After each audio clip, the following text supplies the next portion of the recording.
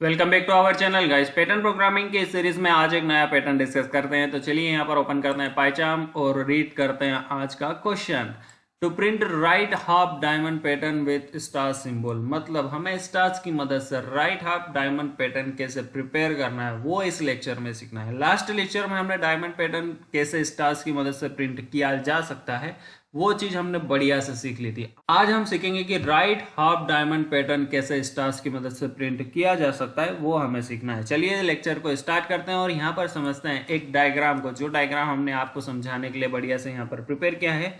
मान लीजिए यूजर आपको कुछ इनपुट वैल्यू देता है, ठीक है। इस पैटर्न प्रोग्रामिंग के सीरीज में आप इतना तो समझ चुके होंगे कि जब तक आपको यूजर कोई भी नंबर इनपुट में नहीं देता है या फिर बाय डिफॉल्ट आप किसी भी नंबर को अपने प्रोग्राम में सेट नहीं करते, तब तक आपका प्रोग्राम आगे एग्जीक्यूट नहीं होता। क्योंकि वो जो नंबर होता है ना इनपुट वैल्यू में, या आप जो डिफॉल्ट सेट करते हो, वो नंबर होता है नंबर ऑफ रोज का नंबर, और उसके बिना आपका प्रोग्राम रन होगा ही नहीं। तो पैटर्न प्रोग्रामिंग में आपको नंबर ऑफ रोज का नंबर पता होना ही चाहिए। तो पहला काम हम वही करते हैं, यूजर से एक नंबर इनपुट में लेते हैं, क्योंकि हम किसी भी नंबर को यहाँ पर डिफॉल्ट सेट नहीं रखते, ठीक है। तो जब भी हमें यूजर से कुछ नंबर इनपुट में या फिर लेना होता है, या जब भी हम इनपुट वैल्यू लेते हैं, तो उसको किसी ना किसी वेरिएबल में हमें स्टोर करना होता है। तो मैं यहाँ पर एक n नाम का वेरिएबल बनाता हूँ जिसमें यूजर से इनपुट लेते हैं और बढ़िया से हम यूजर से पूछ लेते हैं, for example enter rows number, ठीक है, रोज, और यहाँ पर लिख देते हैं नंबर, ठीक है। अब इस लाइन को रीड करके बढ़िया से हमें यूजर एक नंबर देगा जो कि होगा हमारे रोज का नंबर। लेकिन अगर आप पाइथन में बिगनर हो या फिर पैटर्न प्रोग्रामिंग आपके लिए एकदम नहीं है, तो मैं आपको यहाँ पर एक्सप्लेन करना चाहता हूँ कि जब भी यूजर हमें कुछ भी इनपुट में देता है, मान लीजिए आपको एक नंबर इनपुट में चाहिए, या कोई स्ट्रिंग वैल्यू आपको मिल रही है, या फिर आपको कोई फ्लोटिंग वैल्यू मिल रही है, मतलब किसी भी टाइप की, मैं यहाँ पर टाइप एक्सप्लेन बिल्कुल नहीं कर रहा हूँ। लेकिन जब भी यूजर आपको कुछ इनपुट में दे रहा है, तो बाय डिफॉल्ट जो उसका टाइप है ना, ये सेट है। आपको नहीं कि यहाँ पर कुछ भी एडिटिंग वगैरह या कुछ भी डिफॉल्ट सेट, आप इसको मॉडिफाई नहीं कर सकते अपने हिसाब से। ये फिक्स है पाइथन में कि जब भी आप यूजर से कुछ इनपुट में लोगे, तो बाय डिफॉल्ट जो उसका टाइप आएगा ना, वो फिक्स है, स्ट्रिंग आएगा।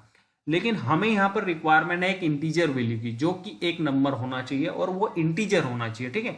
तो हमें यहाँ पर जो स्ट्रिंग वैल्यू यूजर हमें दे रहा है ना, इसकी हमें यहाँ पर टाइप कास्टिंग करनी होगी इंटीजर में। तो मैं यहाँ पर स्क्रीन पर देख सकते हो, इंटीजर वैल्यू में कन्वर्ट कर रहा हूँ स्ट्रिंग वैल्यू को। यहाँ पर बढ़िया से यूजर जो हमें नंबर देगा उसकी टाइप कास्टिंग हो चुकी है इंटीजर वैल्यू में, जैसा कि आप स्क्रीन पर देख सकते हो।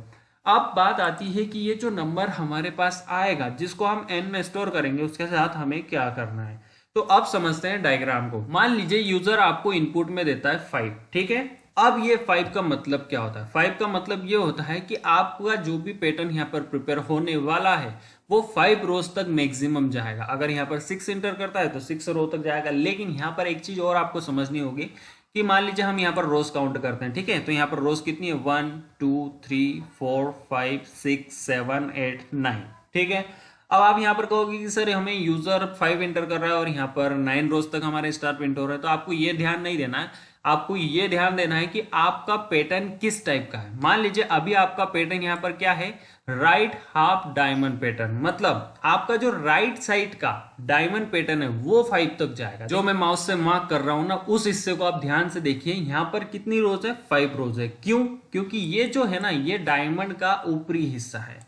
इसी नंबर तक यूजर नंबर इनपुट करने के बाद आपके स्टार्स को प्रिंट करवाता है। नीचे की जो रोज होती है ना, वो डायमंड का निचला हिस्सा होता है, मतलब आखिरी हिस्सा। और आखिरी हिस्से की बात यहाँ पर प्रोग्रामिंग में नहीं की जाती, या फिर इस नंबर तक आपका पैटर्न या आपका प्रोग्राम रन होकर बिल्कुल नहीं जाएगा। तो आपका ये जो नंबर यूजर दे रहा है ना, मान लीजिए 5 इंटर करता है, 10 इंटर करता है, या 12 इंटर करता है, जो भी इंटर करेगा, तो उस नंबर के अकॉर्डिंग आपका हाफ डायमंड पैटर्न जाएगा और उससे एक कम रो तक आपका नीचे वाला हिस्सा प्रिंट होगा ऑटोमेटिक। क्योंकि डायमंड अगर आपने कभी भी देखा होगा तो डायमंड का एक ऊपरी हिस्सा होता है, एक निचला हिस्सा होता है। ये क्या है, ये डायमंड पैटर्न का बीच का हिस्सा है। ये मतलब ऊपरी हिस्से और निचले हिस्से दोनों में कॉमन है। तो ये वाला हिस्सा ऊपरी हिस्से में काउंट होता है, निचले वाले हिस्से में काउंट नहीं होता।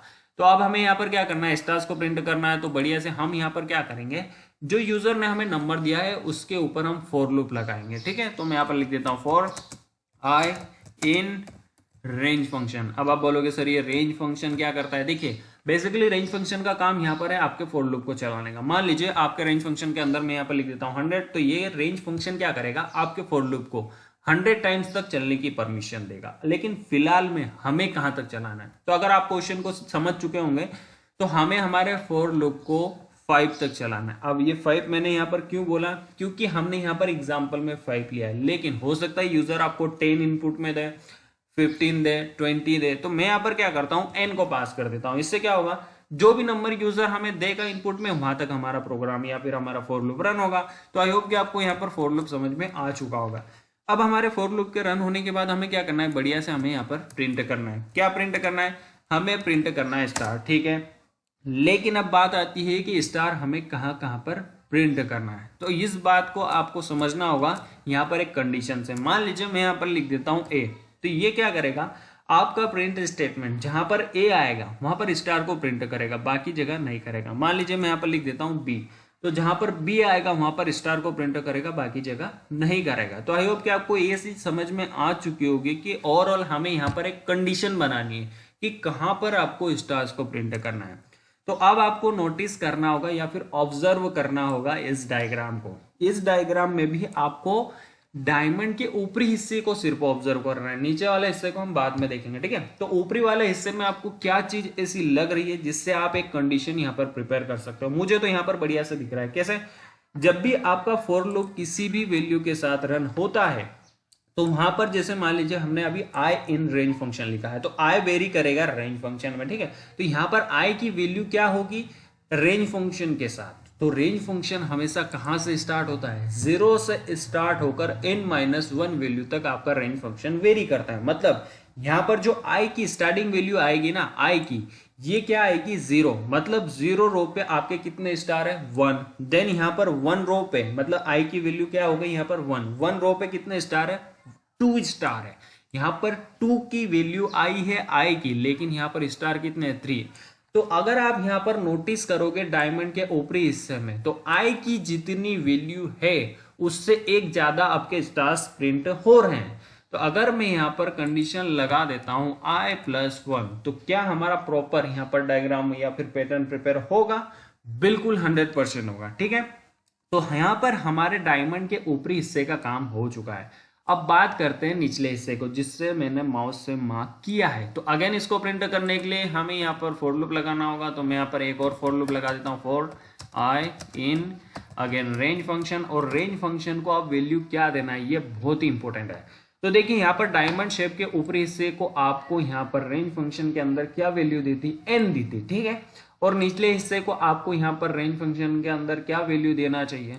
तो अगर आप यहां पर नोटिस करोगे तो ऊपरी हिस्से में जितनी रोज थी, ठीक है, उससे एक कम रो निचले हिस्से में। अगर मैं यहां पर ऊपरी हिस्से में रेंज फंक्शन को n दे सकता हूं, तो क्या यहां पर मुझे निचले हिस्से के लिए n-1 देना सही होगा? बिल्कुल सही होगा, क्योंकि ऊपरी हिस्से में जितनी रोज है ना, या फिर n की वैल्यू है, सीधी सी बात है n की वैल्यू है, तो उससे एक कम निचले हिस्से में आएगी, सीधी सी बात है, ठीक है। तो हमारा यहाँ पर फॉर लूप का सेकंड वाले का काम हो चुका है। अब सेकंड वाला फॉर लूप जब रन होगा ना, तो उसके साथ हमें क्या करना है? अगेन यहाँ पर प्रिंट करना है, और प्रिंट करने के बाद हमें प्रिंट क्या करना है? स्टार को प्रिंट करना है, ठीक है। लेकिन अब बात आती है यहाँ पर एक कंडीशन की, जहां पर आपको स्टार्स को प्रिंट करना है ना, वो कंडीशन आपको लगानी होगी। तो देखिए अगर आप यहाँ पर ध्यान से देखोगे ना, तो जैसे जैसे यहाँ पर आपकी रोज की वैल्यू बढ़ रही है, वैसे ही मतलब ऊपर से आपके रोज की वैल्यू आएगी, तो यहाँ पर आधे हिस्से के बाद रोज की वैल्यू तो बढ़ते ही आएगी नीचे की ओर।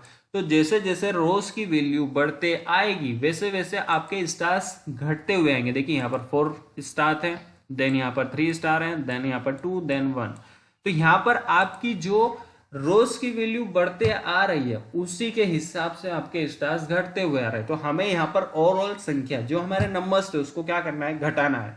तो हम क्या करते हैं? यहाँ पर n में से हमारे i को घटा देते हैं। लेकिन यहाँ पर हमारा अभी भी काम नहीं होगा, क्योंकि i की वैल्यू कहाँ से स्टार्ट होती है? 0 से, और हमें स्टार्स कहाँ से प्रिंट करना है? स्टार्टिंग 1 से।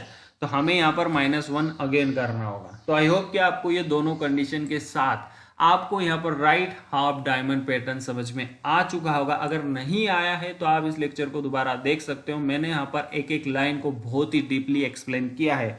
अब बात करते हैं इस प्रोग्राम को रन करने की, तो हम यहाँ पर रन करके चेक कर लेते हैं कि हमारा कोड प्रॉपर काम कर रहा है या नहीं। तो प्रोग्राम को रन करते हैं, run run run run to the loop, और ये पूछ रहा है इंटर नंबर ऑफ रोज। मान लीजिए मैं यहाँ पर 6 इंटर करता हूँ, देन बहुत ही बढ़िया से गाइस देखिए जैसा कि सेव हमने यहाँ पर एक फाइल में देखा था, सेम एज इट इज हमारा आउटपुट स्क्रीन पर आ चुका है। तो नो डाउट हमारा प्रोग्राम पूरी तरह से वर्क कर रहा है। अगर इस लेक्चर में कोई भी डाउट हो तो आप इस लेक्चर को दोबारा देख सकते हो, बहुत ही अच्छे से एक्सप्लेन किया गया है।